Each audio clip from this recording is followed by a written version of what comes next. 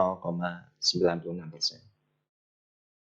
Sekarang kita lihat Badan Pusat Statistik mencatat perekonomian Indonesia masih tumbuh negatif atau mengalami kontraksi sebesar 0,74% secara tahun ke tahun pada kuartal pertama 2021, di mana komponen penyumbang kontraksi terbesar adalah konsumsi rumah tangga dengan pengeluaran yang masih terkontraksi 2,23%.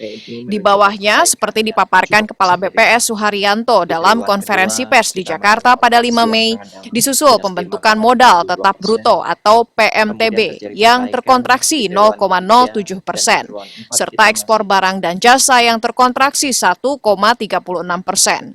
Daya beli masyarakat yang belum pulih jelasnya berpengaruh besar pada pertumbuhan ekonomi di kuartal pertama 2021.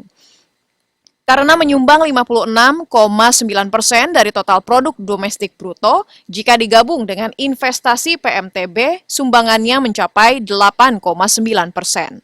Namun kontraksi menunjukkan arah perbaikan jika dibandingkan dengan kuartal kedua hingga keempat 2020.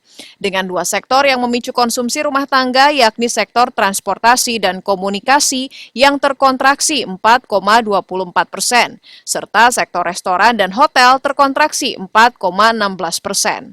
Hal tersebut, menurut dia, menunjukkan tanda bahwa pemulihan ekonomi dapat segera terwujud di tahun 2021.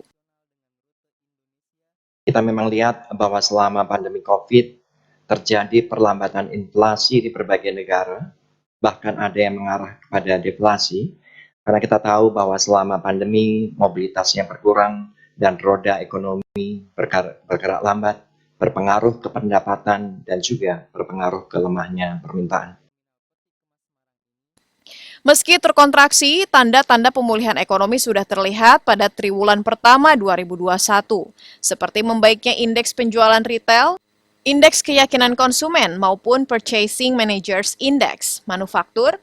Selain penjualan mobil, konsumsi listrik, dan produksi semen yang meningkat, pemerintah mengharapkan kinerja perekonomian Indonesia terus meningkat dan tumbuh tinggi pada kisaran 4,5% hingga 5,3% pada akhir 2021. Namun untuk mencapainya, perekonomian pada triwulan kedua 2021 harus mulai tumbuh positif pada kisaran 6,9% hingga 7,8%. Tim Kantor Berita Antara mewartakan.